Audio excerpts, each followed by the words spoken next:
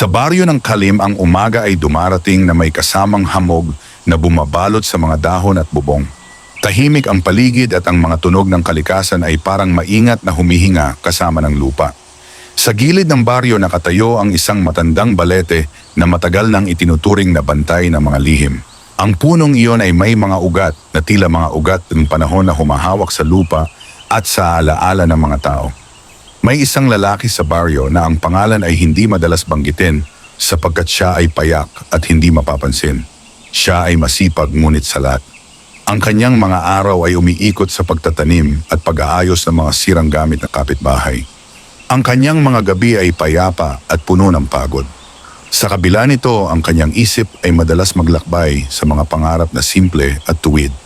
Hindi siya humihingi ng labis kundi ginhawa at katahimikan.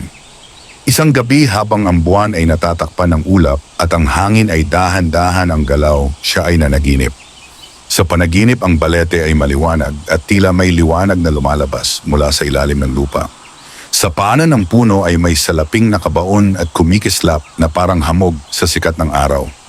Ang tanawin ay malinaw at tahimik, walang boses na narinig at walang aninong gumalaw. Ang panaginip ay dumaloy na parang ilog na walang alon.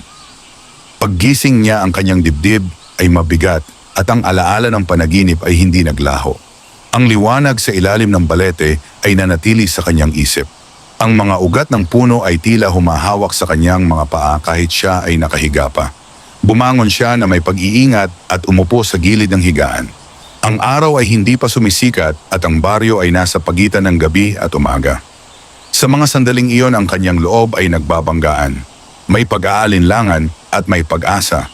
Ang balete ay may mga kwento na ipinamana ng matatanda. May mga biyayang ibinibigay at may mga pagsubok na kalakip. Ngunit ang panaginip ay hindi nag-iwan ng takot. Sa halip ito ay nagdala ng katiyakan na hindi niya maipaliwanag. Lumabas siya ng bahay at tinahak ang makitid na daan patungo sa gilid ng baryo. Ang lupa ay malamig at ang damo ay basa. Ang balete ay nakatayo roon na parang tagapaghintay, walang kakaibang tunog at walang kakaibang liwanag. Tanging ang anyo ng puno ang naroon na tila mas malaki kaysa sa dati. Lumapit siya at tumigil sa paanan ng balete. Ang hangin ay bahagyang gumalaw at ang mga dahon ay nagdulot ng banayad na galaw. Sa kanyang dibdib ay may katahimikan na bihira niyang maramdaman. Siya ay yumuko at hinawakan ang lupa. Ang lupa ay matatag at malamig. Walang palatandaan ng salapi at walang bakas ng pangarap. Gayunman hindi siya umalis. Nanatili siya roon na parang may hinihintay. Ang oras ay dahan-dahan na lumipas at ang liwanag ng umaga ay nagsimulang pumasok sa pagitan ng mga sanga. Sa sandaling iyon ang paligid ay nagbago sa paraang hindi marahas at hindi rin lantad. Ang pakiramdam ng presensya ay lumitaw na parang aninong hindi nakikita. Sa katahimikan na iyon ang kanyang pag-iisip ay naging malinaw. Ang balete ay hindi lamang puno kundi isang hangganan. Ang panaginip ay hindi paanyaya sa kasakiman kundi pagsubok sa loob. Ang kanyang mga kamay ay muling hinawakan ng lupa at ang kanyang paghinga ay naging mabagal. Doon sa paanan ng balete ang engkanto ay nagpakita sa anyong hindi nakasisindak at hindi rin ganap na malinaw. Ang presensya ay sapat na upang maunawaan. Walang salita ang narinig, ngunit ang kahulugan ay dumaloy na parang tubig sa isip. Ang biyaya ay ibinibigay sa mga marunong maghintay at umunawa. Ang salapi ay hindi layunin kundi kasangkapan. Sa lupa ay may tanda na tila bagong galaw. Hindi ito hukay at hindi rin lantad. Ito ay paalala. Ang lalaki ay tumayo na may paggalang at ang kanyang mga mata ay puno ng pasasalamat. Ang engkanto ay nanatiling presensya lamang at ang balete ay muling naging puno. Umalis siya na may bigat at liwanag sa dibdib. Ang kanyang mga hakbang ay maingat at ang kanyang isip ay buo. Alam niyang ang landas ay nagsisimula pa lamang. Ang pangarap ay hindi natapos sa paggising at ang biyaya ay hindi basta ibinibigay. Sa baryo ng Kalim ang balete ay patuloy na magbabantay at ang kwento ay magsisimula pa lamang. Ang araw ay tuluyang sumikat sa baryo ng Kalim at ang liwanag ay dahan-dahang lumaganap sa mga bahay at bukirin. Ang lalaki ay nagbalik sa kanyang tahanan na may tahimik na hakbang. Walang bakas ng pagmamadali sa kanyang kilos, ngunit ang kanyang isip ay puno ng mga pagninilay. Ang naranasan sa paanan ng balete ay nanatiling malinaw at mabigat sa kanyang alaala. Sa loob ng kanyang munting bahay, siya ay umupo at minasdan ang mga dingding na gawa sa kahoy. Ang bawat gasgas at lamat ay pamilyar sa kanya. Ang kahirapan ay matagal na niyang kasama at hindi na bago sa kanyang mga mata. Ngunit sa umagang iyon ang kanyang pagtingin ay nagbago. Ang mga bagay na dati ay karaniwan ay tila may ibang kahulugan. Ang katahimikan ay may dalang mensahe na hindi binibigkas. Lumabas siya upang simulan ang kanyang karaniwang gawain. Ang mga kapitbahay ay abala sa kanya-kanyang tungkulin. May nagwawalis at may naghahanda ng pagkain. Walang nakapansin sa kakaibang ningning sa kanyang mga mata. Siya ay nanatiling payak at hindi nagbago ang kanyang anyo. Ngunit sa kanyang loob ay may binhing itinanim na hindi pa sumisibol. Habang siya ay nagtatrabaho sa bukid ang lupa, ay tila mas magaan sa kanyang mga kamay. Ang hangin ay dumadaloy na may dalang lamig. Ang balete ay tanaw mula sa malayo at ang anyo nito ay hindi nagbago. Gayunman ang kanyang ugnayan dito ay naging mas malalim. Hindi na ito basta puno kundi isang paalala ng pangakong hindi binibigkas. Sa tanghali siya ay nagpahinga sa lilim ng isang punong kahoy. Ang kanyang isip ay bumalik sa tanda sa lupa sa paanan ng balete. Hindi iyon salapi at hindi rin kayamanan na maaaring dakmain. Ito ay hudyat ng isang pagsubok. Ang engkanto ay hindi nagbigay ng anuman na madaling maunawaan. Sa halip iniwan nito ang pananagutan sa kanyang mga kamay. Pagdating ng hapon ang baryo ay naging masigla. May mga batang naglalaro at may mga matatandang nag-uusap sa lilim ng mga bahay. Ang lalaki ay dumaan sa mga pamilyar na daan at nakinig sa mga kwento ng araw. Walang nagsalita tungkol sa balete at walang nagbanggit ng hiwaga. Ang katahimikan ng lihim ay nanatiling buo. Sa paglubog ng araw siya ay muling napatingin sa direksyon ng balete. Ang anino nito ay humaba at ang paligid ay nabalot ng banayad na dilim. May pagnanais siyang bumalik ngunit pinigilan niya ang sarili. Ang engkanto ay hindi dapat lapitan ng walang dahilan. Iyang paggalang ay mas mahalaga kaysa sa pagudyok ng pagnanasa.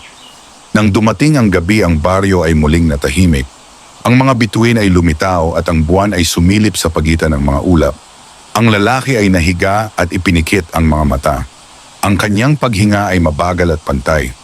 Sa kanyang isipan ang balete ay hindi nagpakita ng liwanag kundi anyong tahimik at matatag. Sa panaginip ang lupa ay muling nagbukas ng mga tanda. Hindi salapi ang lumitaw kundi mga larawan ng mga taong kilala niya. May mga mukha ng pagod at pag-asa. Ang mga larawang iyon ay dumaan na parang alon. Walang boses, walang utos. Tanging pakiramdam ng pananagutan ang naiwan. Paggising niya sa kalagitnaan ng gabi ang kanyang dibdib ay mabigat ngunit malinaw ang isip. Nauunawaan niya na ang biyayang ipinahihiwatig ay hindi lamang para sa kanya. Ang kayamanan ay maaaring dumating ngunit ito ay may kapalit na tungkulin. Ang balete ay bantay at ang engkanto ay saksi. Sa dilim ng gabi siya ay nanatiling gising at tahimik. Ang baryo ng Kalim ay patuloy na humihinga sa paligid niya. Ang kwento ay dahan-dahang umuusad at ang landas ay nagiging mas malinaw sa bawat sandali. Ang susunod na araw ay magdadala ng mga hakbang na hindi na maiiwasan. Sumapit ang umaga na may dalang kakaibang katahimikan sa baryo ng Kalim. Ang liwanag ay mas malinaw at ang hangin ay tila mas mabigat. Ang lalaki ay nagising ng maaga at ang kanyang katawan ay tila hinihila ng isang di nakikitang paanyaya. Hindi siya nag-alinlangan at agad niyang inihanda ang sarili upang muling maglakad patungo sa balete. Habang siya ay naglalakad ang daan ay pamilyar ngunit ang pakiramdam ay bago. Ang mga damo sa gilid ay kumikilos na parang may sariling hininga. Ang bawat hakbang ay may kasamang pag-iingat at paggalang. Ang balete ay unti-unting lumitaw sa kanyang paningin na tila mas malapit kaysa sa dati. Pagdating niya sa paanan ng puno ang paligid ay tahimik at ang liwanag ay bahagyang nagbago. Ang anino ng balete ay mas makapal at ang lupa ay tila mas malambot. Lumuhod siya at inilapat ang palad sa lupa. Sa sandaling iyon ang kanyang dibdib ay napuno ng damdaming hindi niya lubos maipaliwanag. Ang presensya ay muling naroon. Hindi ito anyo at hindi rin tinig.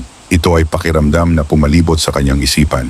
Ang engkanto ay hindi nagpakita ngunit ang impluensya nito ay malinaw. Ang lupa sa ilalim ng kanyang kamay ay bahagyang gumalaw at nagbukas ng isang munting siwang. Mula sa siwang ay lumitaw ang isang supot na yari sa tela. Hindi ito kumikislap at hindi rin marangya. Ito ay payak at tila matagal nang nakabaon sa lupa.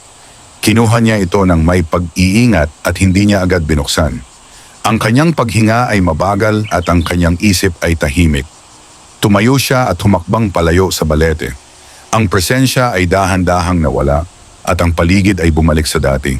Ang puno ay muling naging tahimik at ang hangin ay muling gumalaw na parang walang naganap. Ngunit ang supot sa kanyang kamay ay may bigat na hindi lamang nasusukat ng timbang. Pag-uwi niya sa bahay, siya ay umupo at inilagay ang supot sa harap niya. Sa sandaling iyon, ang kanyang mga kamay ay bahagyang nanginginig. Binuksan niya ang tela at doon niya nakita ang salapi.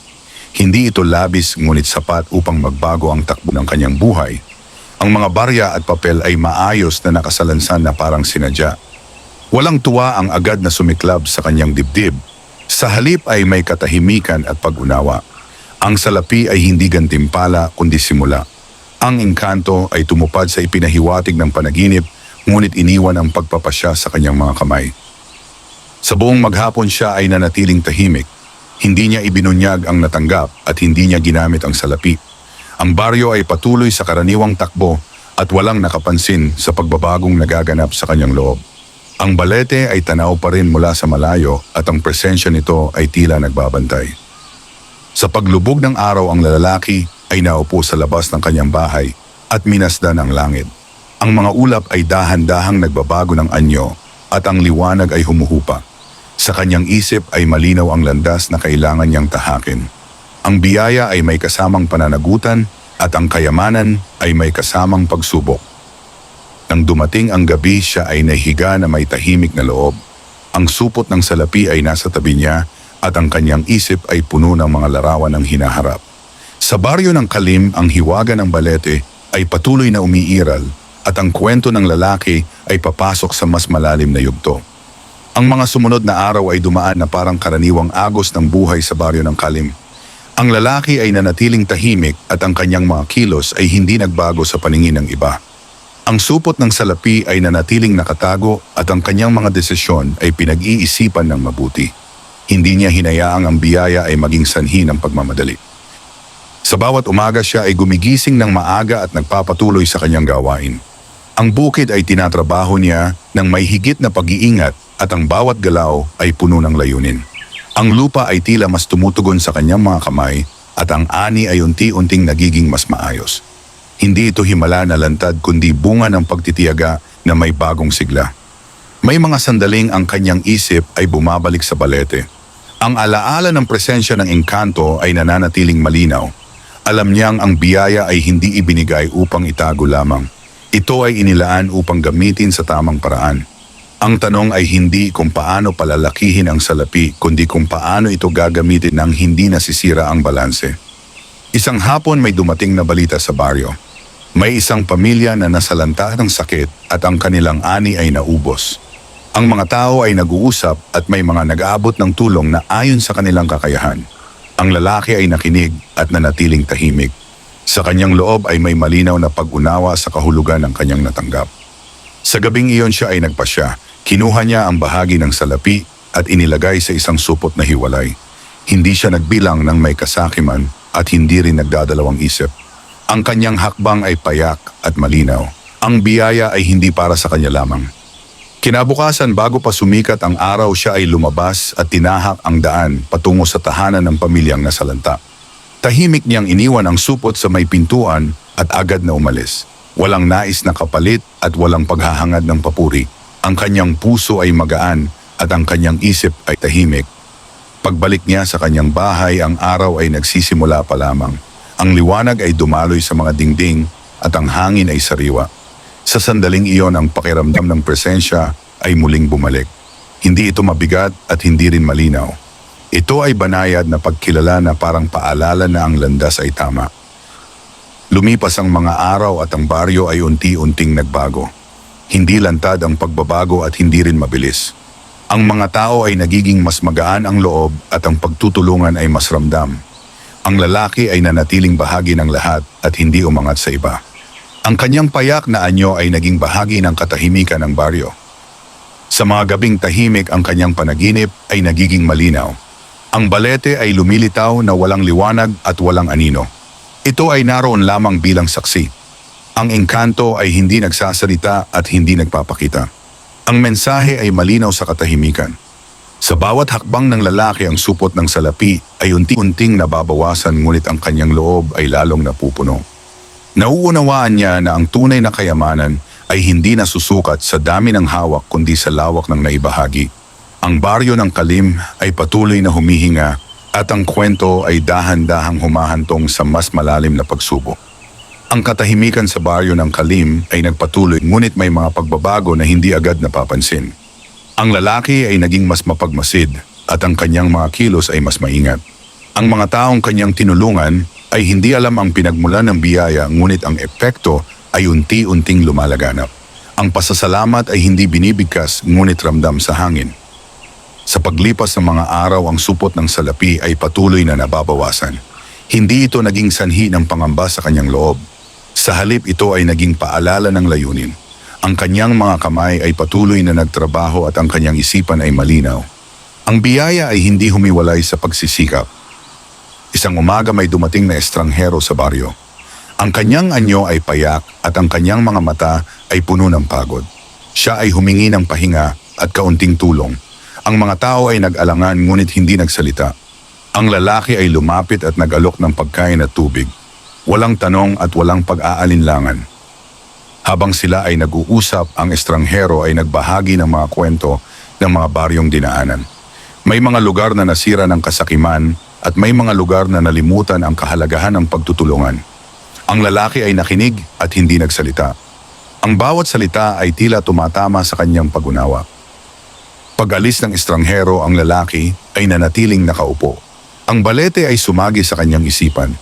Ang biyayang ipinagkaloob ay maaaring magdulot ng liwanag o dilim, depende sa kamay na humahawak. Ang kanyang pasya ay patuloy na sinusubok sa maliliit na paraan. Sa gabing iyon ang kanyang panaginip ay nagbago. Ang balete ay lumitaw na may mas malalim na anyo. Ang mga ugat ay tila mas mahaba at mas malawak. Sa ilalim nito ay may mga daan na nag-uugnay sa iba pang lugar. Ang larawan ay malinaw ngunit tahimik, walang boses at walang utos. Paggising niya ang kanyang loob ay mabigat ngunit matatag. Nauunawaan niya na ang biyaya ay hindi lamang para sa kasalukuyan. Ito ay may epekto sa hinaharap at sa mga taong hindi pa niya nakikilala. Ang kanyang mga hakbang ay dapat manatiling tuwid. Sa mga sumunod na araw ang baryo ay nakaranas ng maliit na tagtuyot. Ang lupa ay natuyo at ang mga halaman ay nanghina. Ang mga tao ay nag-alala at nagtipon upang mag-usap. Ang lalaki ay nakinig at nag-isip. Alam niyang may kakayahan siyang tumulong, ngunit ang paraan ay dapat maging tama. Ginamit niya ang natitirang salapi upang bumili ng mga binhi at kagamitan. Hindi niya inangkin ang pamumuno at hindi rin siya nagpakita ng kapangyarihan. Ang kanyang tulong ay tahimik at maayos. Ang mga tao ay nagtulungan at ang gawain ay naging magaan. Sa paglipas ng panahon, ang ulan ay dumating at ang lupa ay muling nabuhay. Ang ani ay bumalik at ang pangamba ay napawi. Ang lalaki ay nanatiling nasa likod at hindi humingi ng pagkilala. Ang kanyang puso ay payapa at ang kanyang isip ay malinaw. Sa lilim ng balete ang hangin ay muling gumalaw. Ang presensya ay naroon na parang banayad na paalala. Ang engkanto ay patuloy na nagmamasid at ang landas ng lalaki ay patuloy na hinuhubog ng mga pasya na hindi nakikita ngunit may malalim na epekto. Lumipas ang mga araw na may kasamang pagbabago sa loob ng lalaki. Ang kanyang mga kilos ay naging mas mahinahon at ang kanyang pagtingin sa mundo ay mas malalim. Ang baryo ng Kalim ay nanatiling payapa ngunit ang hangin ay may dalang pakiramdam ng paghahanda. Ang balete ay patuloy na nakatayo at ang anino nito ay tila mas mahaba sa tuwing dapit hapon. Isang umaga ang lalaki ay nagising na may malinaw na isip. Ang supot na minsang puno ng salapi ay halos wala na. Walang pagsisisi at walang pangamba ang kanyang naramdaman. Sa halip ay may katahimikan na nagmumula sa pag-unawa na ang biyaya ay nagampanan ng layunin. Ang kanyang mga kamay ay nanatiling masipag at ang kanyang puso ay bukas. Sa baryo may mga bulong-bulungan na nagsimulang kumalat. May mga nagtatanong kung saan nanggagaling ang tulong at kung paano nagiging maayos ang mga bagay sa kabila ng kakulangan. Walang pangalan ang binabanggit at walang paratang ang lumilitaw. Ang lalaki ay patuloy na nanahimik at hindi nakisangkot sa usapan. Sa gitna ng mga araw ng paggawa siya ay nakaramdam ng panawagan na hindi binibigkas. Ang balete ay tila tumatawag sa kanyang isipan. Hindi ito pagudyok kundi paalala.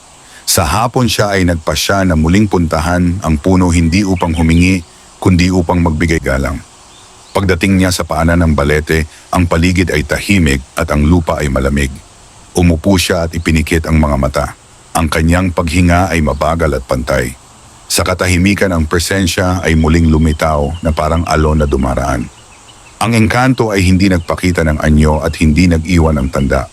Ang mensahe ay dumaloy sa kanyang isip na parang malinaw na pag-unawa. Ang biyaya ay natapos na ang unang yugto at ang susunod ay mangangailangan ng higit na tibay.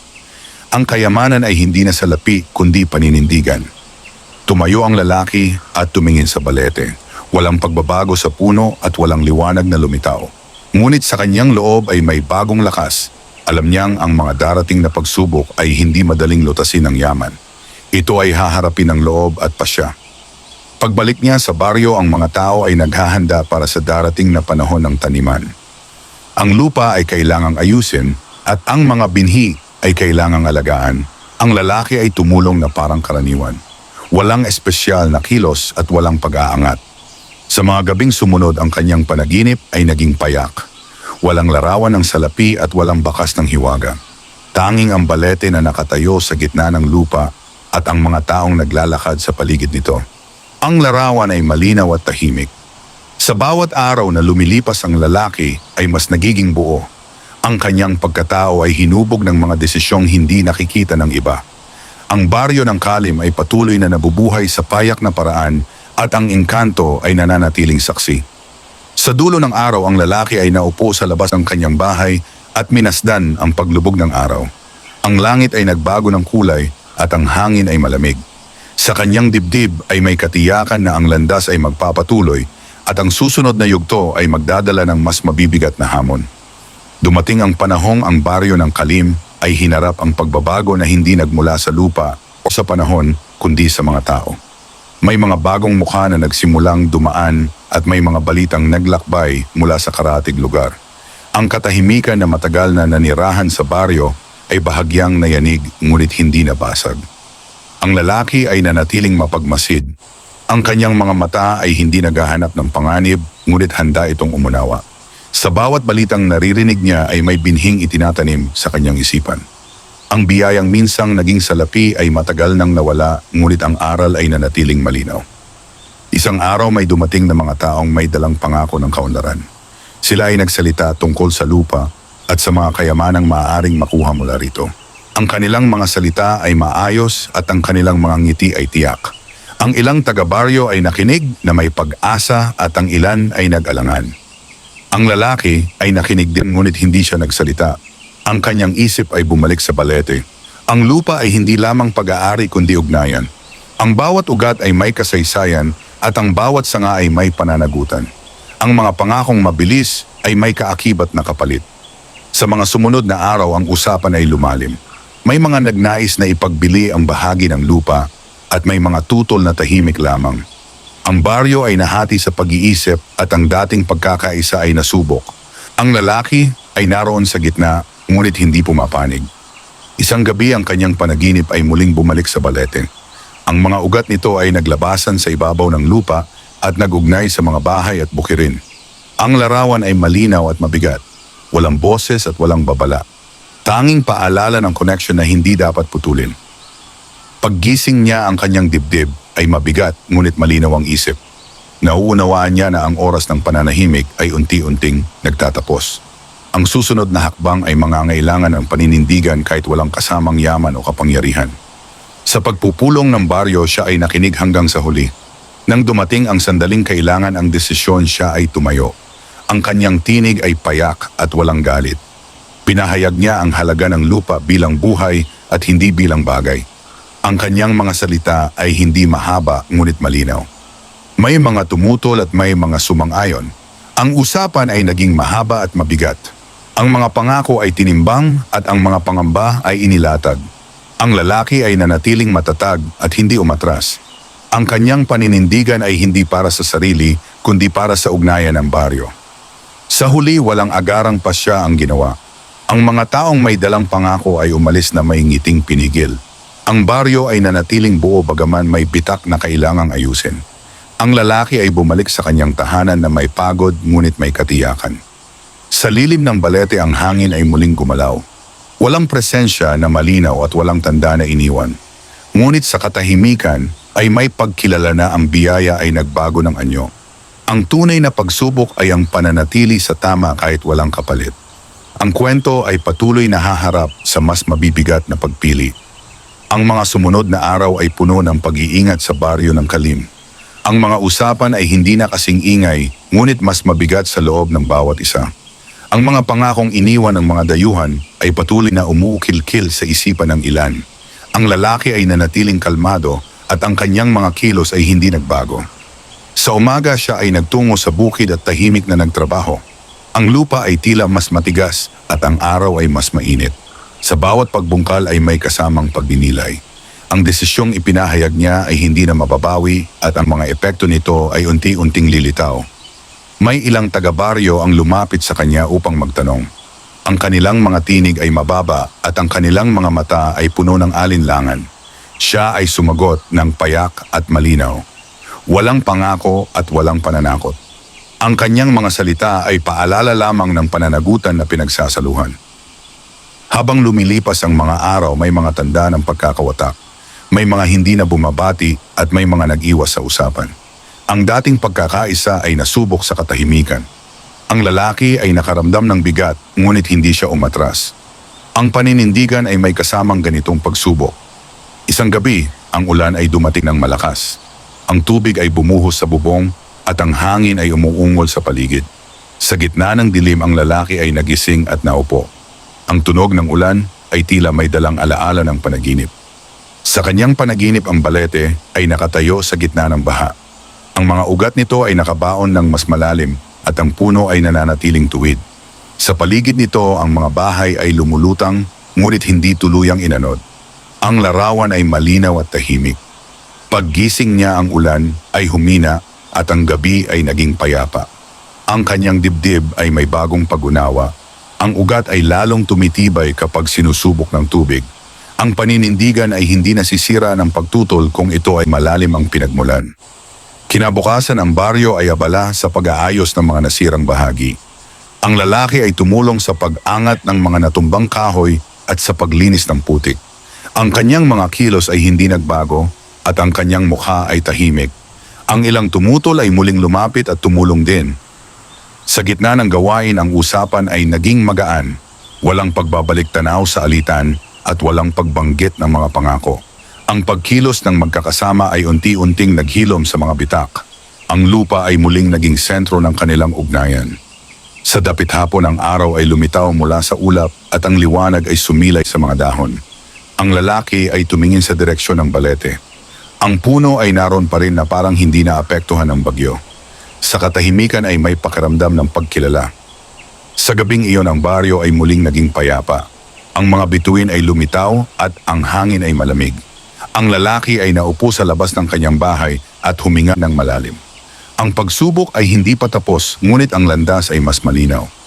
Sa baryo ng Kalim, ang mga ugat ng lupa at ng mga tao ay patuloy na nag-uugnay. Ang engkanto ay nananatiling tahimik at ang biyaya ay patuloy na nagbabago ng anyo. Ang susunod na yugto ay magdadala ng mas tahimik ngunit mas malalim na pagharap sa kapalaran. Ang panahon ay dahan-dahang nagbago sa baryo ng Kalim. Ang mga araw ay naging mas maliwanag at ang mga gabi ay mas tahimik. Ang mga bakas ng pagtatalo ay hindi na lantad, ngunit ang alaala ay nananatili sa ilalim ng mga kilos at salita. Ang lalaki ay patuloy na gumagalaw sa pagitan ng mga tao na parang bahagi ng hangin na hindi nakikita ngunit nararamdaman. Sa bukid ang ani ay nagsimulang maging mas maayos. Ang lupa ay tila tumutugon sa maingat na pag-aalaga at ang mga halaman ay tumindig ng tuwid. Ang mga tao ay nagtulungan ng walang maraming salita. Ang gawain ay naging daluyan ng muling pag-ugnay. Ang lalaki ay naroon sa bawat hakbang na walang inaangking papel. May mga pagkakataong siya ay napapahinto at napapatingin sa balete. Ang puno ay patuloy na nakatayo na may anyong tahimik at matatag. Wala nang panaginip na nagdadala ng larawan ng salapi o babala. Ang presensya ay naroon na parang hininga ng lupa na palaging kasama. Isang hapon may dumating na balita mula sa Karatig Baryo. May nangyaring alitan dahil sa lupa at ang mga tao roon ay nahati. Ang kwento ay kumalat na may halong takot at pag-aalala. Ang mga taga-kalim ay nakinig at nag-isip. Ang mga desisyong ginawa nila ay tila may kaugnayan sa mga nangyayari sa labas. Ang lalaki ay hindi nagsalita, ngunit ang kanyang loob ay mabigat. Nauunawaan niya na ang paninindigan ay hindi natatapos sa sariling lugar. Ang ugnayan ng lupa ay mas malawak at ang mga ugat ay umaabot lampas sa nakikita. Ang tanong ay hindi na kung tama ang ginawa kundi kung paano ito ipagpapatuloy. Sa gabing iyon siya ay naglakad patungo sa balete. Hindi ito udyok ng panaginip kundi ng pag-unawa. Umupo siya sa paanan ng puno at inilapat ang palad sa lupa. Ang lamig ay pamilyar at ang katahimikan ay buo. Sa sandaling iyon ang presensya ay muling bumalik. Hindi ito malinaw at hindi rin mabigat. Ito ay parang pagkilala sa tahimik na pagpapatuloy. Walang ibinigay na tanda at walang kinuha. Ang mensahe ay payak at malalim. Ang tungkulin ay magpapatuloy hanggat may ugnayan. Tumayo ang lalaki na may malinaw na isip. Ang landas ay hindi magiging madali at hindi rin magiging tahimik sa lahat ng oras. Ngunit ang direksyon ay tiyak. Ang paninindigan ay hindi kailangang ipagsigawan upang manatiling buo. Pagbalik niya sa baryo, ang mga ilaw ay nakapatay at ang mga bahay ay tahimik. Ang mga tao ay natutulog na may pag-asa at pangamba na magkahalong bumabalot sa kanilang mga pangarap. Ang lalaki ay humiga na may pakiramdam ng pagiging bahagi ng mas malawak na daloy. Sa mga sumunod na araw, ang baryo ay nagpatuloy sa tahimik na pagunlad. Ang mga bata ay naglaro at ang mga matatanda ay nag-usap sa lilim. Ang lupa ay patuloy na tinamnan at ang ani ay patuloy na inalagaan. Ang mga desisyon ay ginagawa ng mas maingat. Ang balete ay nanatiling saksi. Ang engkanto ay hindi nagpakita at hindi rin nawala. Ang biyaya ay naging anyo ng paninindigan at ang kayamanan ay naging ugnayan. Ang kwento ay papalapit sa huling pagharap na hindi marahas ngunit ganap. Dumating ang panahong ang baryo ng Kalim ay humarap sa katahimikang buo at malinaw. Ang mga araw ay dumaloy na walang matitinding pangyayari ngunit may lalim na unti-unting nabubuo. Ang mga tao ay kumilos na may pag-iingat at ang mga pasya ay ginagawa ng may pag-unawa sa bigat ng ugnayan. Ang lalaki ay nanatiling bahagi ng daloy na ito na walang inaangking pangalan o papel. Sa bukid ang ani ay naging sapat at ang lupa ay inalagaan ng may paggalang. Ang pagtutulungan ay naging natural at yung mga alitan ay nalutas sa tahimik na pag-uusap. Ang mga pangakong minsang nagdala ng pag-aalangan ay tuluyang naglaho. Ang baryo ay natutong maghintay at magpasiya ng magkakasama. Isang umaga ang lalaki ay naglakad patungo sa balete sa huling pagkakataon na may malinaw na layunin. Hindi siya nagdala ng pag-asa at hindi rin ng pangamba. Ang kanyang mga hakbang ay mabagal at tiyak. Sa paanan ng puno siya ay tumigil at huminga ng malalim. Ang paligid ay tahimik at ang hangin ay banayad. Ang balete ay nakatayo na parang dating ngunit ang ugnayan ay ganap na. Walang presensyang lumitaw at walang tanda ang ibinigay. Sa katahimikan ay may pagkilala na ang yugto ay natapos at ang landas ay naipagpatuloy. Ang lalaki ay umupo sandali at inilapat ang palad sa lupa. Ang lamig ay pamilyar at ang pakiramdam ay buo. Nauunawaan niya na ang biyayang ipinagkaloob ay hindi na kailangan pang ipaalala. Ito ay naging bahagi ng kanyang pagkatao at ng baryo. Tumayo siya at lumingon sa paligid. Ang mga bukirin ay tanaw at ang mga bahay ay tahimik. Ang balete ay mananatiling bantay, ngunit hindi na sentro ng paghahanap. Ang ugnayan ay lumipat sa mga kilos at pasya ng mga tao. Pagbalik niya sa baryo, ang araw ay mataas na at ang buhay ay nagpapatuloy. Ang mga bata ay tumatawa at ang mga matatanda ay nagkukwento. Ang lalaki ay nakisama na parang karaniwan. Walang lihim na kailangang itago at walang biyayang kailangang patunayan. Sa paglipas ng panahon, ang kanyang pangalan ay nanatiling payak at ang kanyang buhay ay simple. Ngunit ang bakas ng kanyang mga pasya ay nanatili sa lupa at sa ugnayan ng mga tao. Ang kayamanan ay hindi na hinanap sapagkat ito ay natagpuan sa katahimikan. Sa baryo ng Kalim, ang balete ay patuloy na nakatayo. Ang engkanto ay nananatiling saksi sa mga kilos na hindi kailangang bantayan. Ang kwento ay hindi nagtapos sa himala kundi sa pag-unawa. Ang landas ay naging malinaw at ang buhay ay nagpatuloy na may lalim at dignidad.